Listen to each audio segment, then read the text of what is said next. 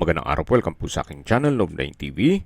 Patalasasan po, meron po ba kayong mga properties na napapabayaan or non-performing assets? Plan nyo ibenta, pero wala kayong oras sa pagbenta nito.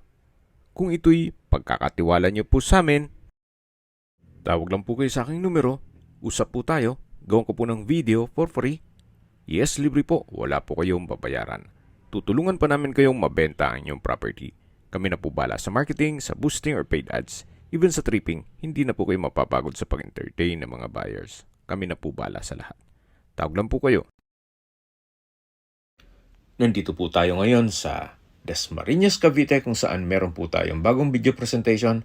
Isang residential property na may lot area na 1,000 square meters. Possible po ito maging commercial, gawa ng ito'y nasa main road. At malapad po ang daan. Ito po'y titulado, buhay po ang may-ari, kaya wala po kayo maging problema sa documentation o sa transfer ng title. Patag na patag po ang lupa, kaya usable po lahat. Wala pong masasayang. May access na rin po dito ng tubig, kuryente at internet provider. Gawa ng marami na rin pong kabahayan dito sa area. Napakatahimik po ng lugar, sariwang hangin at malamig po ang klima. Ito po yung nasa mataas na lugar. Estimated elevation above sea level ay 498 feet. Kaya flood-free area po ito. Yan po, tunghayan po itong napagandang property. Marami po kayong pwedeng i-project dito. Pwede niyo pong gawa ng warehouse. Then, paupahan ninyo. Pwede rin gawing office.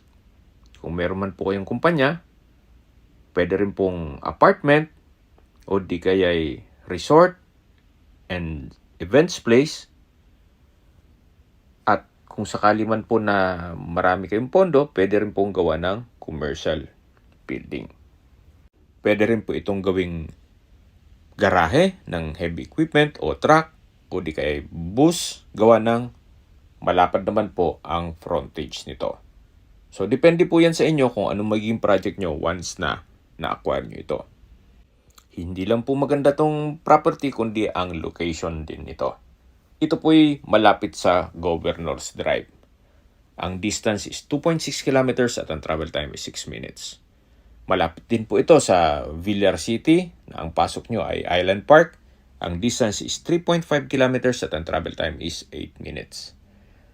Mula naman po sa SM at Robinson's Mall at Asian Medic Hospital, ang distance is 6.2 kilometers at ang travel time is 18 minutes. Yan po yung lagi kong binabanggit sa aking video na dapat nyo i-consider sa paghanap ng property, yung meron pong malapit na hospital. Hindi ko naman po sinasabing sakitin kayo, yun naman po ay for emergency purpose lang naman. At mula naman po sa South Luzon Expressway, Carmona exit, ang distance is 14.4 kilometers at ang travel time is 25 minutes. Mula naman po sa Manila o sa airport, ang distance is 34.2 kilometers at ang travel time is 1 hour and 9 minutes. Okay, sa mga nag-skip po ng video, summarize ko lang po. Ito pong property ay nasa Dasmariñas, Cavite at may lot area ng 1,000 square meters. Ito po'y titulado at buhay po ang may-ari. Along Barangay Road po ito, kaya possible po maging commercial area. Sa presyo na po tayo, binebenta po ito ni owner sa halagang 11,000 pesos per square meter. Kung may mga katanungan po kayo, tawag lang po kayo sa aking numero. At sa mga kababayan naman natin nasa ibang bansa, meron po akong Telegram. At sa mga iPhone user naman may iMessage, meron din pong email, Skype, Viber at WhatsApp. Same number lang po, 0917-316-3399. Sa mga nagtatanong naman po ng aming Facebook, meron po aming Facebook page na Nov9 TV at Facebook Real Video. Meron din pong TikTok at Instagram. May ibang YouTube channel po kami, the Nov9 TV channel, Nov9 TV Listings, Nov9 TV On The Spot, Nov9 TV Updates, at Nov9 TV House Rental. Sana po naibigyan nyo ang video presentation. Paki-like and subscribe na lang po sa aking channel para ma-update din po kayo sa aking future listings.